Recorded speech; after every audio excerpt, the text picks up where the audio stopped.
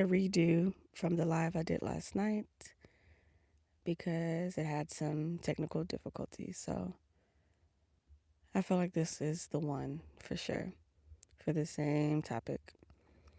So last night, an ex-Klansman decided to come out to me. Hey, let me be honest with you. What are your thoughts on races? He said. I don't think anything about him. I said, sounds like I'm reading a book, huh? I don't think anything about him. That was my response to him. He was like, racists, they do horrible, nasty things, and it's deep rooted, and it's this and it's that. And I told him, I said, look, we live in a matrix. In this matrix that we live in, it thrives off of it thrives off of energy. How am I supposed to help Earth, Ascension, people, if I am feeding the beast exactly what it wants, which is my emotion, my energy, my narcissistic supply? I will not be narcissistic supply to a sick society. And then I went further and told him, I said, I take everything case by case. I take every person case by case. I'm from Nashville, Tennessee, y'all.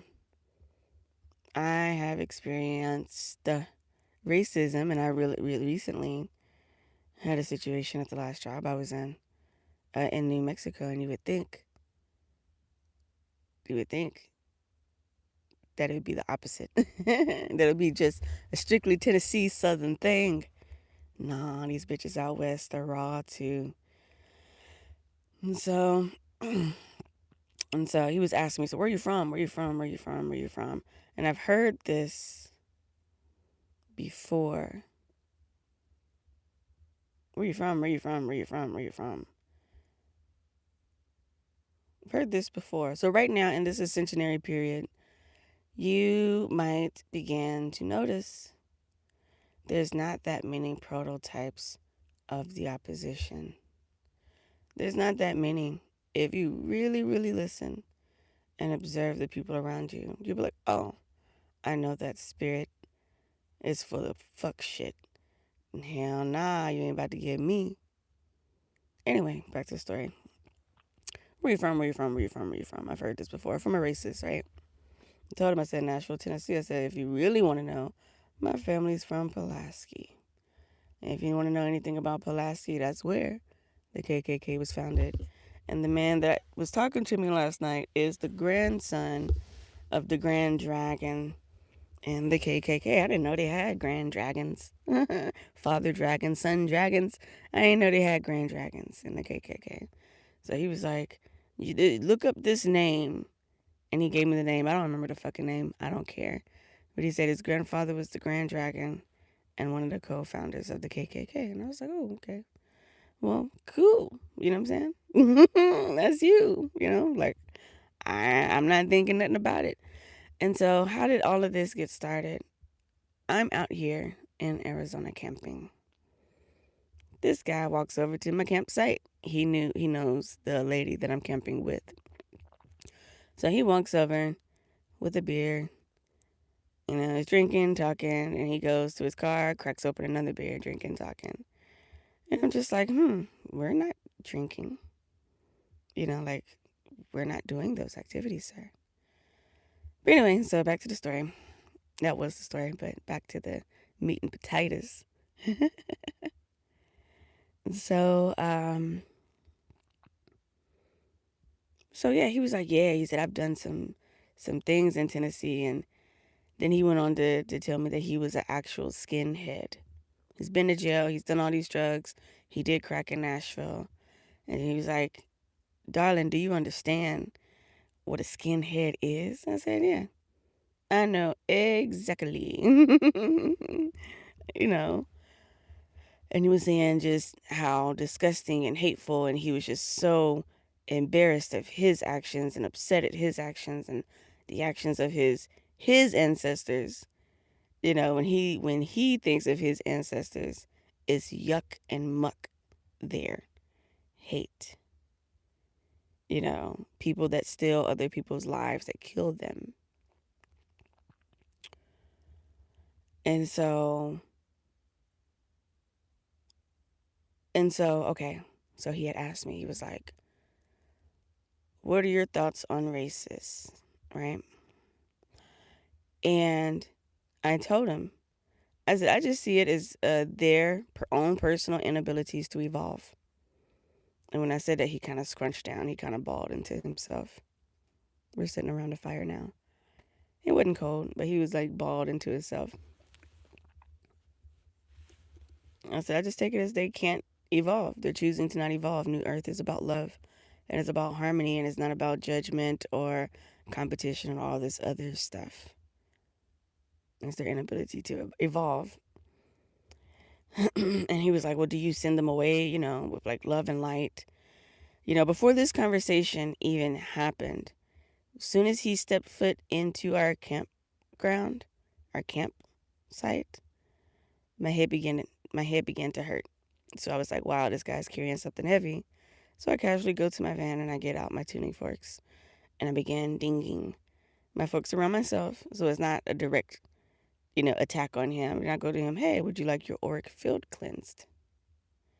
Would you like your auric field cleansed? He was like, yeah, sure. And, he was like, oh, wow, I can really feel it. He was saying that he could feel me, my energy. And he was like, who taught you that? How did you learn how to do that? How did you learn how to do that? Who taught you that? Like how to help people. And he really wanted to know. And he had been drinking, so his line of communication was very direct and very clear. And I'm like, I felt a little baffled. What do you mean, who taught me how to clear energy? If you're somebody, an empath, and you've been bombarded by other people's energy, you start looking for solutions. And I follow Spirit. This is a spiritual journey. Spirit told me to get those things. And these are my tools. And I do use them. Even if it's just on myself to get other people's yuck off of me, I do use my tools. For sure. And so he went back to where you from, where you from, where you from, where you from. Like I said, I've heard this before. And he said something to me. He was like, I really would like to take a look at your DNA. Like your DNA samples. This is what the fuck you said to me. And this came back to me later. I was just like, I said, sir, I don't even know what the fuck my DNA looks like. What's in that bitch? I might be B positive. I might be O positive. I don't know. You know what I'm saying? I just try to keep my blood inside my body. Fuck you mean. Don't nobody need to know all that shit. Either you're chosen or you're not. Fuck you need a blood sample for. Bitch ass. Get out of here. But anyway, so I'm just holding space, right? And then he asked me, he was like, okay, so for all the people that, that you have done you wrong, do you just send them away with love and light? He said, do you forgive them? And do you send them away with love and light? I said, fuck no. I said, nope. Sure the fuck don't. I don't send them away with no love and light. Whatever is coming for them, their repercussions are their responsibility.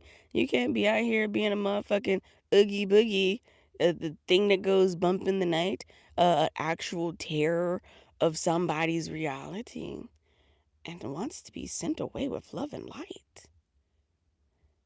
Do I send people away, racists away with love and light? That's what he asked me. Nope, never done it. Never done it. I come in peace and I leave in peace.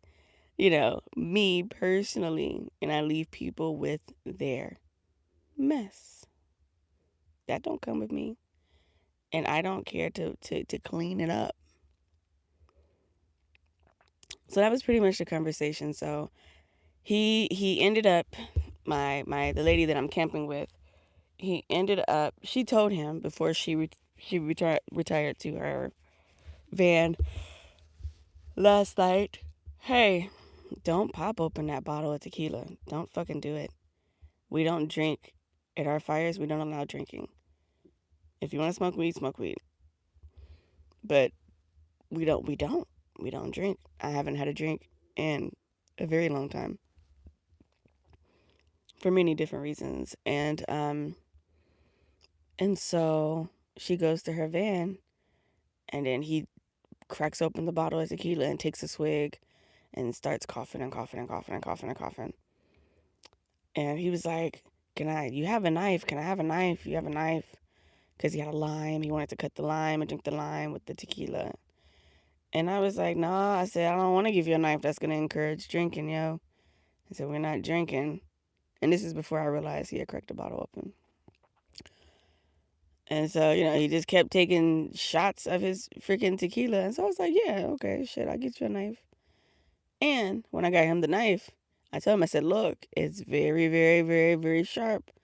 I've cut my thumb twice with the same knife. Me and avocados and this knife, woof, rough. And so he damn near takes off the tip of his finger with this knife, and it's just dripping blood everywhere, around the fire, on the ground, like everywhere. And so anyway, I gave him a Band-Aid, and he went packing. So I decided to do this conversation on here because he didn't ask me directly, hey, do you forgive me? What he said was, do you, or can you forgive me? What he said was, do you forgive them, meaning racist, and send them away with love and light? If you guys were to see this man, had you seen this man, and how after my friend that I'm camping with left, he just balled up into himself, kind of crackhead behavior. He shrunk himself, made himself very small, and began to like rock. But the conversation was still very strong, but he shrunk himself within himself and began to rock. And I'm sitting there and I'm observing him, and I'm like, I wanted to ask him, how do I make you feel? Because I don't think nothing. There's white people everywhere. How the fuck am I supposed to live life if I just go around hating every single white person that I come across? Ain't nobody got time for that shit. They got to deal with their demons, But he's bought into himself. And I'm just like, dang, I make him feel some type of way. And he's asking me these very strong, direct questions to see who I am. And he kept saying, you little star seed, God damn it, you star seed. And I'm just like, yep. Ain't no hiding it. I'm not about to hide it. I don't give a fuck how it makes anybody feel. I am on an intentional journey, and this is just what the fuck it is. I'm minding my business. And I'm growing. But he had asked, do I forgive them and send them away with love and light? And so after he left, I was talking to the lady that I'm camping with. And I was like, yo, he was asking me to forgive him. Those are still current emotions. He's not over it. And my little black ass is just out here in the desert. Living my best life. A glitch in his matrix, his personal matrix. Why is she so happy? How is she so grateful? He saw me get a brand new pair of boots the other night. That was just given to me. Military grade, cold weather boots. They heavy. I'm grateful. How is she able to,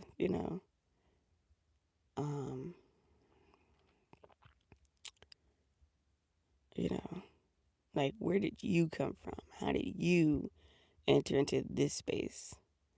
I'm like, I don't know why you tripping off of one. I'm over here manifesting more black people to kick it with. Fuck you mean? It's about to be a whole crew of us. Adjust your eyeballs. Eventually. And so it's very intriguing. And so when I got to my van last night, I just kind of declared and decreed out loud because he hasn't been terrible to me. I've had maybe 3 or 4 interactions with this man before last night. When he pulled up last night, I said, well, I'm not going to say his name. I was like, hey, hey, you, welcome to the fire. Um,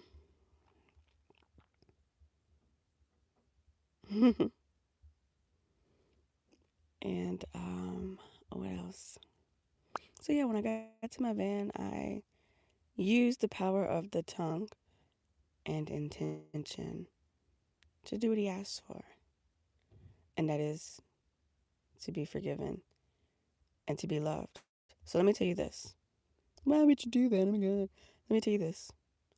Every ghost, shadow person, every entity, regardless of how dark we perceive them, you want to know the thing that pushes them deeper into the darkness? Is the absolute lie that they are unworthy to be loved. Think about when you're upset or when you're depressed. Oh, nobody likes me. And just really sitting with that, how sour your energy becomes and how your mouth turns downward. And you really believe, even if it's just for a moment, that nobody loves you and that you have no purpose. And just how heavy and icky that feels. These beings, these ancestors. And so I really feel like it was my interpretation of it. So you guys, I do a whole lot of shit. It is more than van life. When I say I've done paranormal work since I've been out here on the world. I've done all kinds of things that I have had no idea. The spirit would be like, hey, that's you. You up to bat. You know what I'm saying? Home run. Come on now. And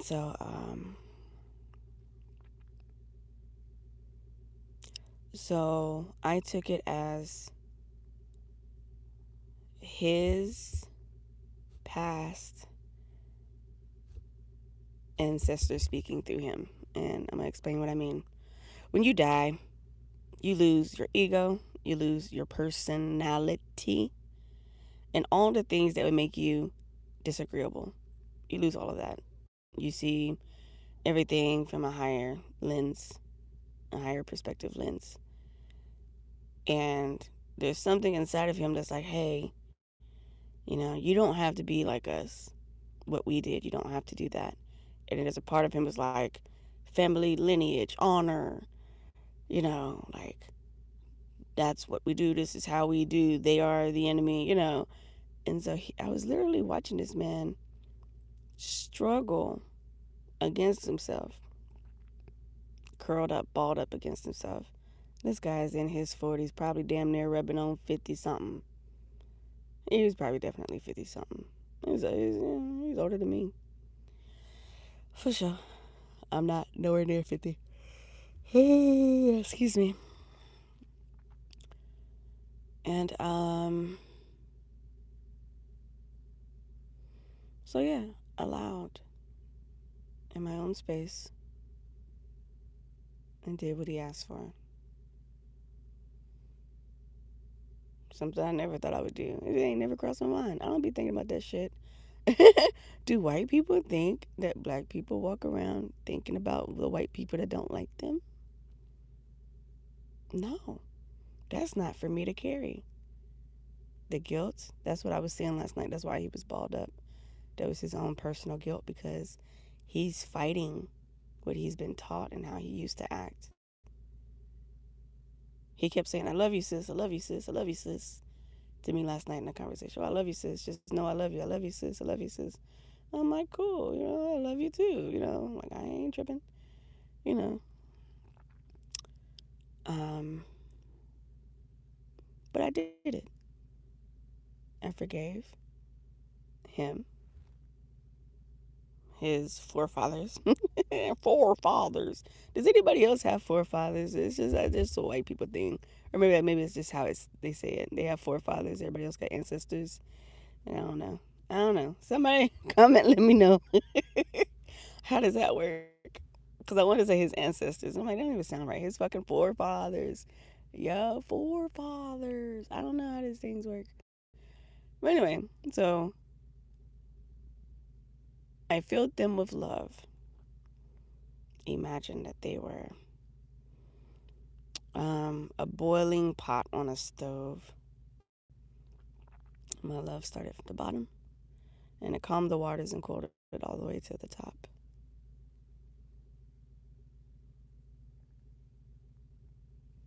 And then I sent them on to be with Source. Like I said, when it comes to what we would call negative entities, ghosts, things that scare the average person, they just want to be loved too. And they turn the fuck up in different ways in the spirit realm or even in our realm because they don't think anybody will ever see them or care or notice. And so they get aggressive and they turn the fuck up. And they just want an opportunity to be something lovable. So when I say this ascensionary period is so fucking simple, all we have to do is love, share, be kind, think abundantly. Like, it's so freaking elementary. And people are struggling with it. People are struggling with love. Wow. Wowzers. Okay, I'm about to get my day started. I knew my video from last night it started skipping like an old record, you know what I'm saying? And I'm glad somebody brought that to my attention. So hopefully this is full and concise. But one last thing, as I was, filling with love and releasing, I felt cold chill bumps. Like there was something here with me, a few somethings, because there was no reason for me to be chilly like that. And so I am what you would call a grid worker. I'm working the grid. And what I am noticing with the grid is that I'm not helping the living. It's definitely paranormal. You hear the excitement in my voice? It's definitely paranormal. Somebody got to do it. It's me. Okay. Whatever. But that's all I got for y'all. I hope you guys have a very wonderful, fabulous, joy-filled, inspired day today. I don't even know what day it is, and I don't care to know. You know what I'm saying? Have a very great, wonderful day. Zena Electra, Soul Evolutionary Guide, signing out. Until next time. Peace.